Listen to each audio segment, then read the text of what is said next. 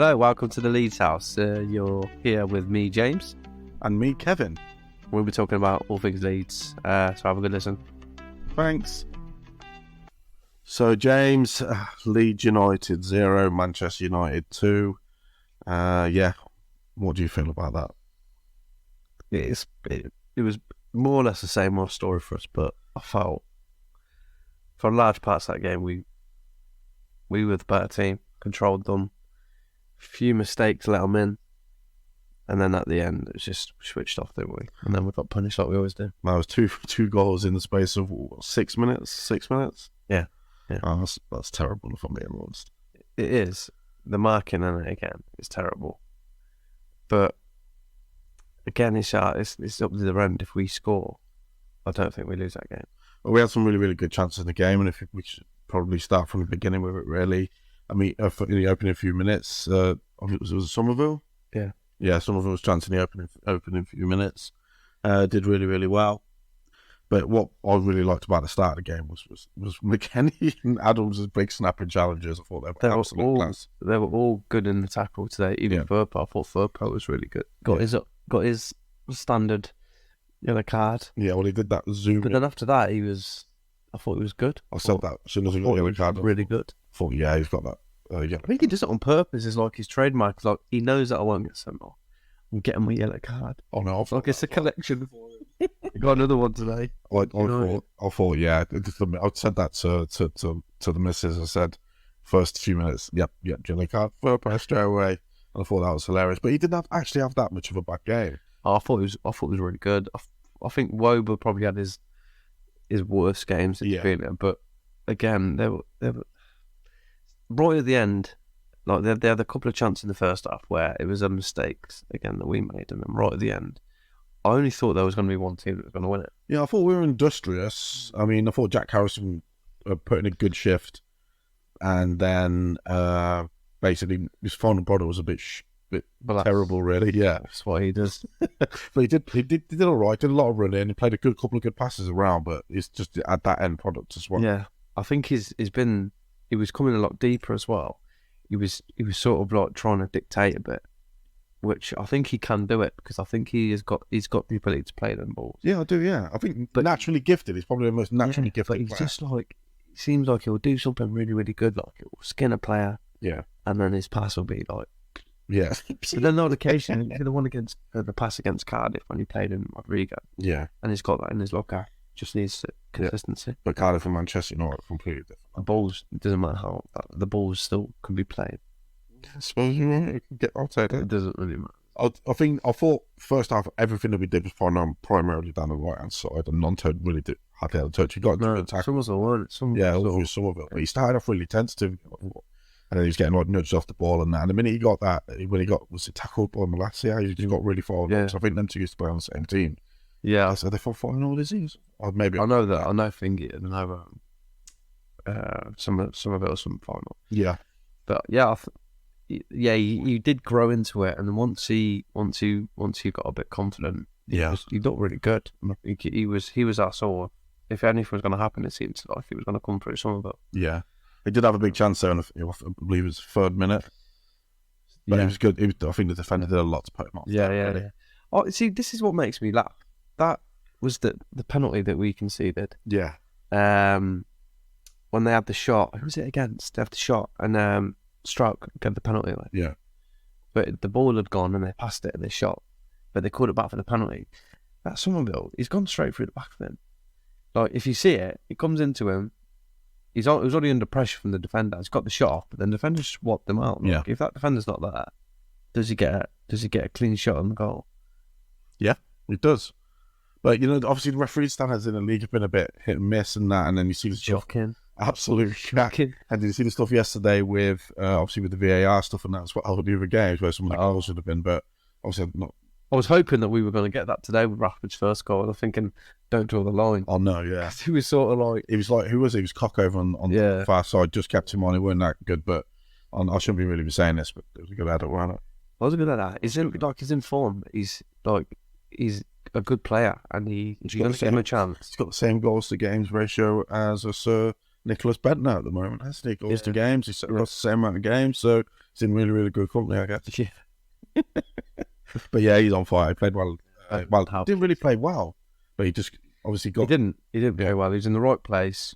Ball was good, and he stuck it away. I was well glad when he did get that second one, as much as he is in my fantasy football team.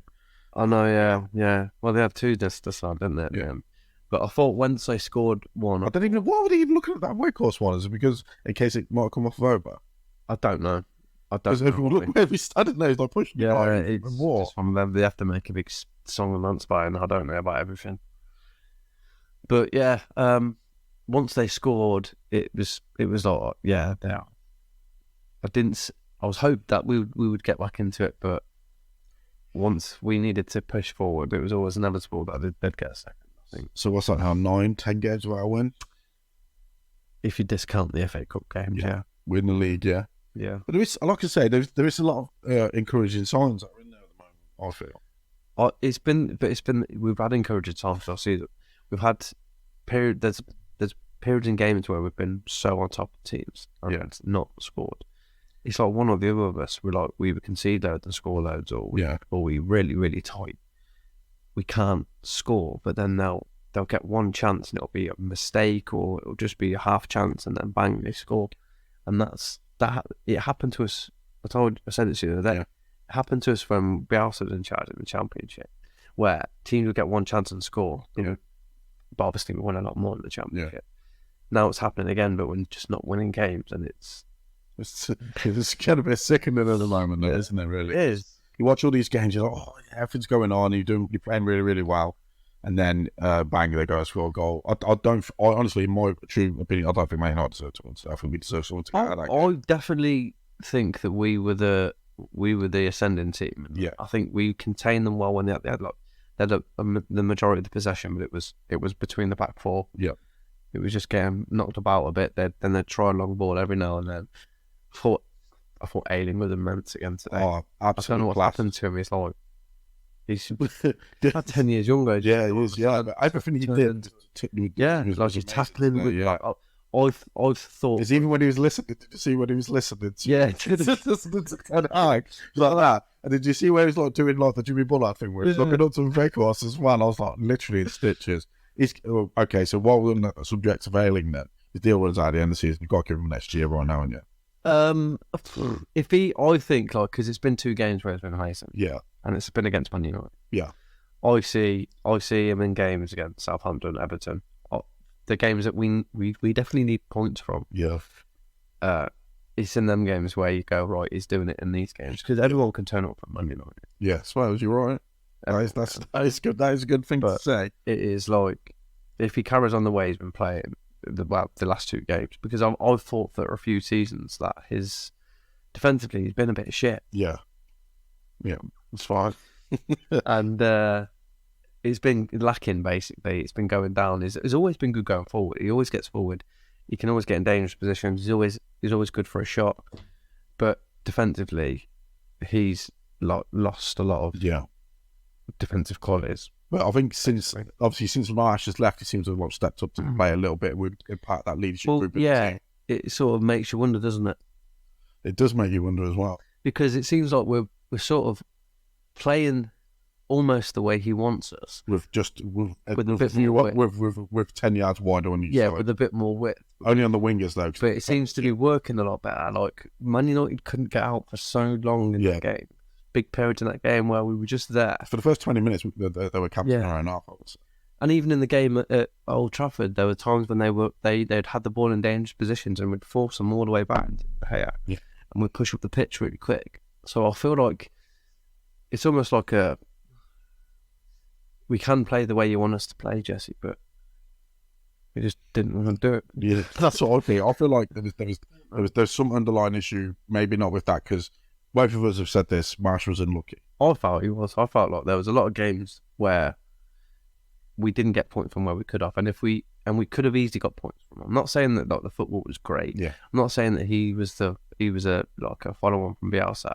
I do feel like there was a lot of games, especially this season, not so much last season, but especially this season, where the result could have been turned. Yeah. And we could have had a lot more points. If you look at stuff at the games like Aston Villa, Arsenal, for example, those 2 games where we played really, really well and should have got something out of those games. But then we came away with nothing. But then you think the other way, it's like, was it unlucky or was it supposed to happen? Because if that was the situation where the results could be turned either way all the time, you don't want to be playing in games like that. If you're getting the right side of all, then great. But if it's always a game where like, we could have won, we could have lost, could have won, could have lost. Well, we've got 2 big games. We've got obviously Everton Saturday, 18th. I think the manager coming in is going to be the biggest sort of effect of our season now. I don't think these 2 games. The managers were 3 hits, though, weren't they? Really? These 2 games they're meant to be. Nobody saw us getting out, and we come away with. Everybody says we were going to get hammered in both games. We've got 1 point, 2 half decent performances. I think they were half decent. I think they were really good performances. I think they were good performances for the position where we are. The fact that we've had a manager sacked. We've got new players just starting, just playing. Like McKennie, I think he's been really good. In the sense that he's only just come in. I feel like he can become a lot better. Well, I think what they're doing with him is, I think we're going to see goodbye to Harrison, all that, or some of us going to be dropped from that side. And I think they'll do the 3-3. I think they'll do the 3-3. I think they'll have Rocco on the left, McKennie in the middle, bouncing down, and Adams just doing whatever. But it depends what they do with McKennie, because he is, like they say, claims to be a box-to-box midfielder. So if Rocker and Adams is in there and they do set, and he's just then being that player, then he can sort of. Well, he's got an edge in him. Everyone's saying he's a bit overweight, really. And they were saying that. Yeah, he does. He just looks overweight. But we've had Bielsa fitness for 3 years, exactly, so like everyone looks overweight when they go to this. But you've got to think about what he was doing today and what he was doing, the way he was getting involved, the way he was making them tackles. That's the that is the best thing about them. Yeah, the American tenacity that they have in them. The way that they can tackle, and the way they can tackle fairly but hard. Yeah, and I mean, I think that is massive for us. I think if you've got 2 players in your midfield that is able to get around the pitch the way they get around, put the tackles in that they can get that they can put in, and continue to do that constantly, I think that will be a big part of whether we stay up. Okay, so if we've got this formation, okay, we've got these players, do you see a manager coming in getting better out of these players? Well, yeah, I don't think it takes a lot to do it, because they're good players. I did see Steve Gerrard's name get mentioned a lot. If you see where all the players have come from, they haven't, especially the new players, they haven't just come from obscurity. Yeah. They've come from Red Bull Salzburg. But they've come with like good ability. Yeah. They're not like, do you know what I mean? They're not like non-league players. So one thing I just need to say is that we keep seeing a lot of negativity about Brendan Aronson, saying, "Oh, he come from Salzburg, boy," and who Bielsa wanted Aronson, didn't he? Yeah, we were going to buy him in January, and they said no, we'll buy him in the summer instead. And I think that I think that he's another one. Like, he'll have this season getting used to the sort of the physicality, and to get some whey protein. But I'm telling you, like, the way he come on against United on Wednesday, he looked all right, didn't he? He looked good. He looked confident on the ball, and I think that's a lot of what happened to Leeds, the confidence. I know, like, that's what Joshua Miller seems to bang on about. It's probably the reason why, because confidence just drained when you're not getting wins, when you feel like when you should be getting something, and you just losing, or you're in a winning position, and then you lose to a stupid mistake. It's going to knock your confidence. So I think, and that's happened a lot. Yeah, and obviously Aronson's played a big part this season. Yeah. And now he's been taken out the foreign line. I don't think he had a good World Cup either. I know America did. Yeah, but he wasn't used a lot. No. I feel like maybe that. Well, he played the midfield 3 of Musa, McKennie, and Adams, and everyone thought Aronson was going to be like playing that on the right, and he started playing some obscure players. I don't know too much about them, Pulisic. So yeah, he didn't have that much of a good World Cup. He didn't get that much playing time. He did, and maybe that's lost him a little bit as well. But I think he has got, like, if you give him that ball in the penalty box, and just go, you know what, run towards goal. Yeah, like, you know, fast feet. You know what I mean? Yeah, like 5 times out of 7, he might get tackled. Yeah. But they're the best numbers I could think of. But if you think of, like, he's going to get through a couple of times, or he's going to get a penalty. Yeah. And I've seen him do it so many times. I think, Jesus Christ, just do that in the box. do that in the box. Do that in the box. They did it against United, didn't he? And yeah. When and then he sort of ran to a point where like he passed it back, didn't he? But yeah, if he just does that, because I think he could do some stuff in there. Yeah. I thought Bamford was. I'm going to get to that point in a moment about Bamford. I thought the game changed when them two went on. Yeah. And when I thought Ruter came on, I thought he looks devoid of confidence, ability at the moment. He hasn't played for a long time. He's 19. He's coming into 19. Leeds. Yeah, coming into Leeds versus Man United. I think he did some good nice touches. I think he did a nice little bit. I feel like he's another one. He come over here and he's probably played a little bit, and realised just how sort of the difference between. I know the Bundesliga is quite critical as well. Yeah, I'd say that's probably the most similar league to the Premiership is the Bundesliga. But I think again he's another one that once he clicks it, because he is a quick player. Yeah, he's how tall he is. He is quite big. He's a tall player, and he can win headers as well. He can win headers. Well, he was the one that flicked on, wasn't it, for Ayling's overhead? Yeah, but I feel like he could be good, but again. It's just time that he needs, definitely. Yeah, he did show some flashes of, you can say, flair or arrogance. Yeah, and he can move from side to side quite fast. He's got those quick feet, and that for a tall guy, he's got that. Moves his feet. He's got that centre of gravity. Well, he is, but good. If you see, he's like, I think he was third. Yeah, for take-ons, weren't he? Yeah, but he did that nice little bit of skill. Yeah, in the middle of the power where he got in Europe. So you know that that's it. That's in his locker, and that's what he wants to do. So. Once his confidence gets up and you start giving him the ball and he's running at play, that's no different than I thought they would have maybe brought him on to play alongside Bamford in today's game, play off him, because I don't see him as a centre forward, as a number 9 like what Bamford is. He's not. I'd say he's more of that shadow striker. I feel like he has got the comparisons to Henry, but he started off as a winger, didn't he? And he sort of moulded himself into like a forward, or Wenger did, but I see sort of similarities in that way. Like he can play from the wing, because that's where he was playing for Hoffenheim a lot of the time from the wing. Yeah.